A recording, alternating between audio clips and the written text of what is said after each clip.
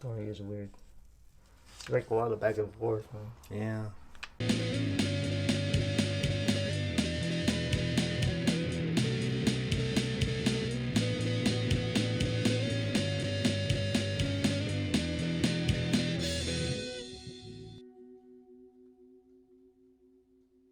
Hey, what's good, everybody? Hey, what's going on, peeps? Good morning, good afternoon, good evening, and good night. Greetings. However, whenever you're watching this, we appreciate you because you already know time is expensive. Thank you for staying awake. And if you're here for the first time or returning, this is a show where we talk about all things creative and inspire us as artists. Yep. And then if you get a spark of interest or inspiration, hey, we've done our part. And, yes, thank you. Thank you for sticking around. Yep, we try our best. And welcome to another episode of Creativity Unsheathed. I'm Oliver Siegel. I'm the brother Nino. And yes, we are brothers. Yes. That's what it says right there. For sure. And this is a show where we feel that not everybody's your enemy. Oh yeah, definitely. Oh yeah, maybe it is. It could just be you, or it's all in your head. Yeah. Oh, I have a bad day. Yeah. And it's like you can't always be mad at the world. Right. Yeah. Sometimes you always gotta self-reflect and just look at what's wrong with yourself. And maybe it's just a test from the universe. Right. Like hey, wake up, it's you. Yeah. You know what I mean? Like, come on now. It'd be hating someone who's trying to help you out. Like, why you mad at the world? And then it's like, not everyone's your enemy. Yeah. Or like you say, oh, we're not your enemy. Yeah, toots. So why are you hating us? Mm-hmm. We're not your enemy. Yeah. I think the enemy is within yourself. Mm. The biggest war is in yourself. Yeah. Oh hell yeah. Right. I mean, So that's the biggest war. Is within yourself. Right, because you're battling the old you, Yeah. present you. And that's basically how these wars start, right? And they just lash it out on other people when they're the one that's really the problem. Yeah, like something with their ego got hurt. Yeah. Right, and now they want to play a war game. That's it, guys. But yeah, what we're really here for is All-Star Batman. Batman All-Star, #1 of 4. Right, 1 of 4, but it is a 12-issue run. It was during the DC Rebirth era. Mm-hmm. We were there for it just to see what was up because we were kind of out of the loop for a while. We were there during the Rebirth. We got every title.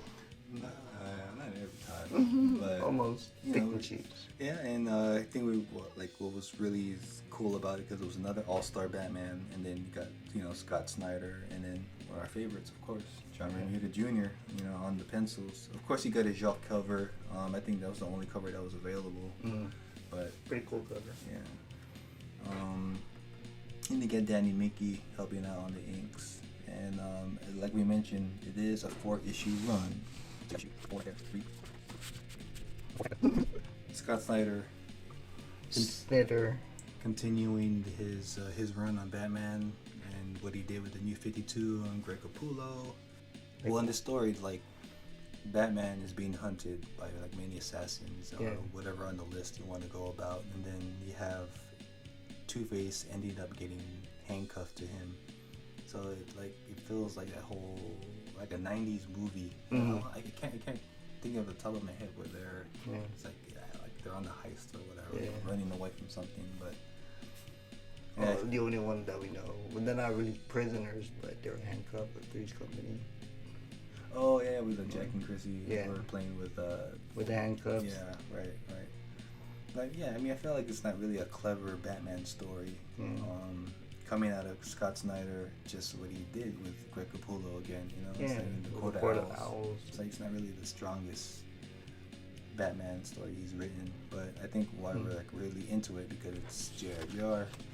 doing the pencils, and this is, and I have my opinions about his Batman because his Batman is not one of my favorites. I'm gonna be honest, but with the New 52 and the new suit design, like maybe you might change my mind. Yeah. But it's like certain angles, like I guess if you design it pretty well, right. Who's Wolverine you like better? JR or Liefeld? Oh, no brainer. I like Yeah. JR. I like JR. But between them two, yeah, I like JR better. yeah. And it's like you kind of see his Wolverine here. Mm-hmm. So I'm saying it's kind of a rarity where you kind of get, other than the tie-in that he did with Punisher. It's like you don't really see him on the Batman. Yeah. So. That's right. He did that Punisher Batman. Mm-hmm. The one shot bookshelf, however, but yeah. Is it just me, or like does Scott Snyder always? I feel like he always likes to start in a diner scene. Because in the Swamp Thing book that he did, it started out in a diner scene. I probably that's why he writes most of his stories. Like every writer, right? Yeah. Sits at the same booth. Got Firefly and Killer Moth. My Own Worst Enemy, Part 1. They thought it was a drive-thru.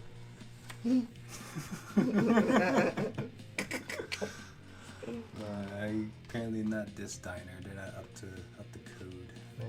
Up to the trend of drive-thrus. Yeah, that's really fucked up. Damn. So you still see G.I. through Danny Mickey inks. Yeah. It doesn't look like he's like fixing anything. Knowing that, like, cause I only know Danny Mickey off of the David Finch covers that he did on World War Hulk. Mm-hmm. Yeah. But other than that, like, I don't know, can't really tie him to anything iconic. Other than this, but. Yeah, the story was kind of weird. Like, how's like Batman gonna have all these people coming at him? But like, yeah, just, studying J.R. storytelling. Yeah, I think that's why it's like whatever you can really appreciate it for. Like drawing different civilians is harder than drawing the actual like characters.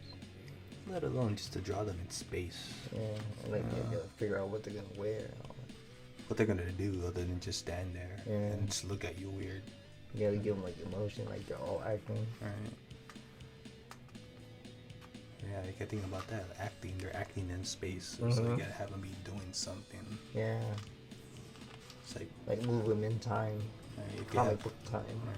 You just keep them stagnant. That's kind of like cheating and being lazy. It's like, yeah, I get it. Time is against you, deadline, but. I feel this is iconic. It's always a go-to shot. You always gotta have the bat signal. I mean, it's like, right? You gotta have that. We have Two-Face here.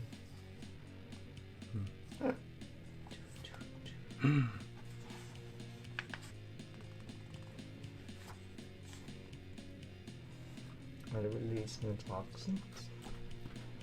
Toxins?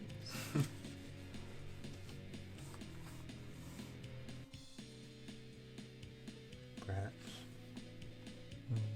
So, is he retelling Batman Begins a little bit? Pure toxins. And now you got the Two-Face in there.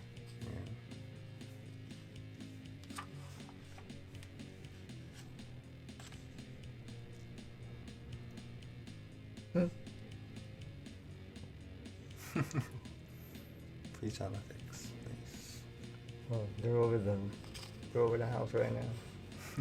So they're shackled together or on a mission together. Story is weird. It's like a lot of back and forth, man.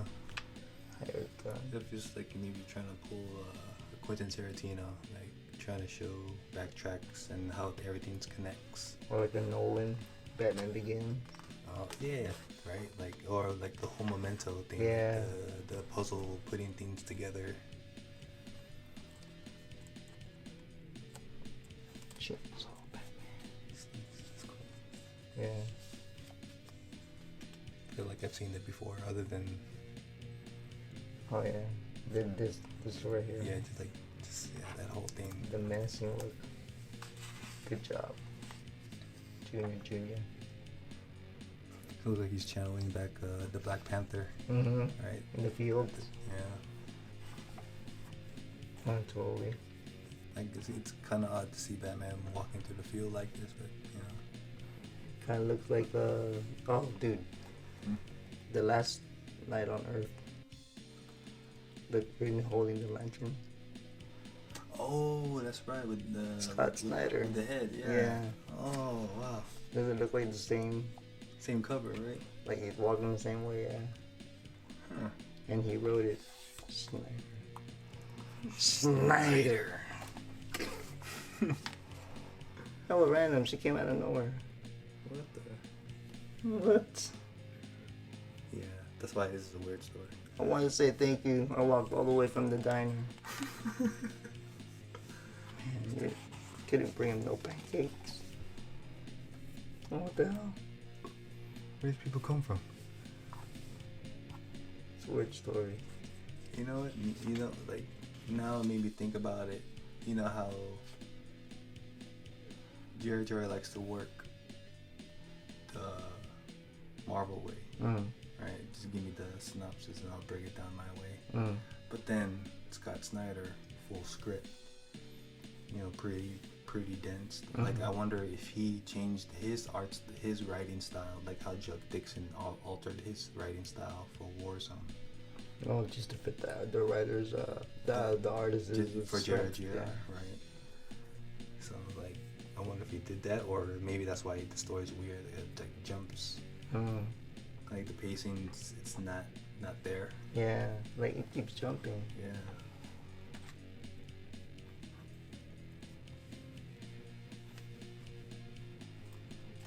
Kind of like a weird Grant Morrison type story. I don't know. No, I can comprehend an Alan Moore, Grant Morrison story. I can comprehend this, and it's probably the simplest. Like of all his books that he put out, this one is like, what is this? Yeah, and it's not supernatural or anything. It's like just straight up like I said, like a '90s action thing, but maybe like an ordinary heist. But I don't know. Probably reread it and then I'll let you guys know how I feel. Again, but for the most part, it's just pretty weird. And it's just not making any sense. Surprisingly enough for me to be able to draw it. Man. I was like, hey brother, what the hell is this? Like, what was that one interview? Greg Capullo kept, like, he kind of complained about Scott Snyder. It's like, oh yeah, making hella dense. Right, like he kept printing and paper after paper. Like, dude, this is like a badass script. No, man, you gotta make it simpler than this. It's like, I wonder if he did that for Romita, or just again try to give him the beat, give him the hits, just go with everything else. Yeah. Kind of looks like Sean Murphy. Oh yeah, totally.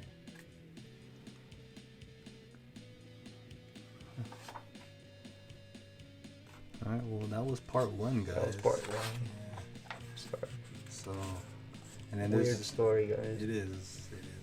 And there's his backup story with Signal, right? Yeah. Yeah, we're kind of late to the game of his first appearance or his introduction to the Bat family. And his late out and about, late night out and about. If you guys read this story and you understood it, leave a comment. Let me know what it is. Yeah. Like I don't know what it's about. True. Because again, it looked like just assassins where people are out to get Batman, but kind of like a John Wickage type deal. Like, unless, like in SWAT, or Two-Face is a MacGuffin. Yeah. Right. Like the Cap D. Yeah. Right. So then everybody who's after Two-Face is after Batman. So it's all collective, like just all out. John Wick out. Out for each other. Go get them. Like we got the hit on them. Get them. But yeah, with that, I guess that was that. Trying to be told in its simplest way, but I don't know. Scott Snyder's scripts do really seem dense. A lot of writing, a lot of not reading, but you know, once you get to it, it's fine. But I do want to read the Black Mirror. Yes. And see if there's like sample script in the back. As well as his American Vampire. Mm-hmm. Probably reread that one too. Totes. I mean, he does have great stuff.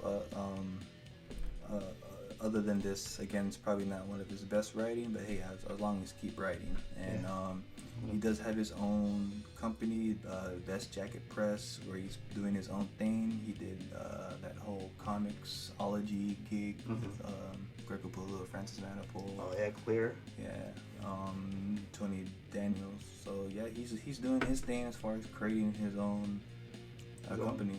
His own Millar world, right? His Snyder world. Yeah. Snyder'S. Or just his wearing his best jacket. But for the most part, yeah, he's just doing his thing and making it happen. And this is like his leftover Batman story. Yeah. Like whatever he couldn't Side B, the B-side Batman stories.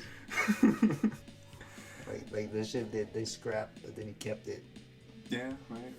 But you know, guys, a freebie. If you guys are a fan of Batman, John Romita Jr., of course, the Modern Master, Scott Snyder.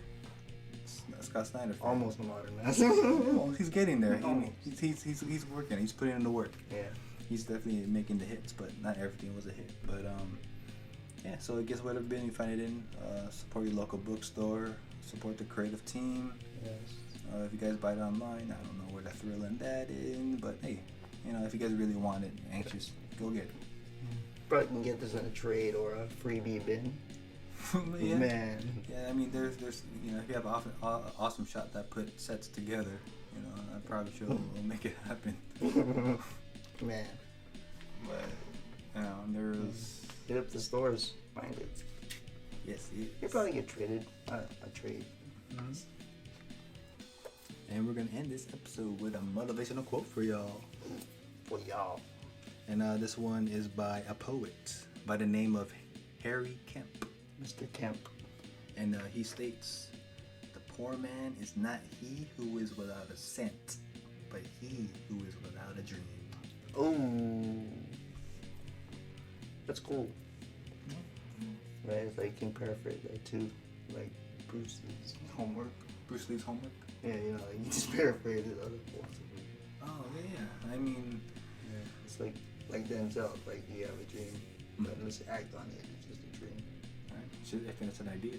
Yeah, if it's an idea, but if you act on it, then it can be something. Yeah, like that goes for y'all. It's like don't let an idea be an idea. You know, it's like don't just let it stay in a notebook and not do anything with it, or sketchbook. You know, do something with it. You know, don't get discouraged. Don't think it's stupid. Right? It's like don't let social media fool you with the fake numbers and the fake views. It's like you know that's not what art is all about. You know, that's you love it. Yeah, if you have the heart for it, and you know that's what you want to do, and how you want to leave your legacy. The real people will find it and appreciate it. So just worry about putting out your best. Yeah, right. And yeah, that's it. You don't have to cater to people. Not at all. Right. Just create what makes you happy. If you like it, other people like it. Scott Snyder wrote this story. He liked it. Yeah. He liked it enough to write it. Right? Like, fuck it, why not? Right. Like, he got out of the system. Yeah, right. Whether it be bad or not, but it's like it's out of the system. It didn't stay in his mind, and he's gonna die with that idea. Yep. And not everything's a hit. Right. Not everything's a hit. Even though they're up there, not everything they make is a hit. Yeah. Everyone's gonna try to. And sometimes art, like you have creators repeating themselves, and you know you see it as a fan, but it's like, and then when you see them trying to adjust and trying to something new, you can see that they might be stealing from another artist just to try to stay relevant, or like they're trying too hard. Or you're definitely trying too hard. Right? You can that's definitely a given vibe. But you know, don't let that be you guys. And it's like you guys gotta deep dive into yourself and you know look yourself in the mirror. And journey within. Yeah, right. Like make sure nothing's like is blocking your vision, because you gotta make sure that what you see in front of you in the mirror is you. That you wake up every day with that soul intact still. You know. And just go for it and don't let an idea be an idea.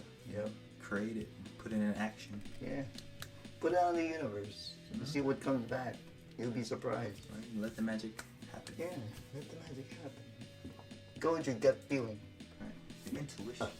Oh, Zang. So yeah, you guys know what it is already. Stay creative. Keep creating.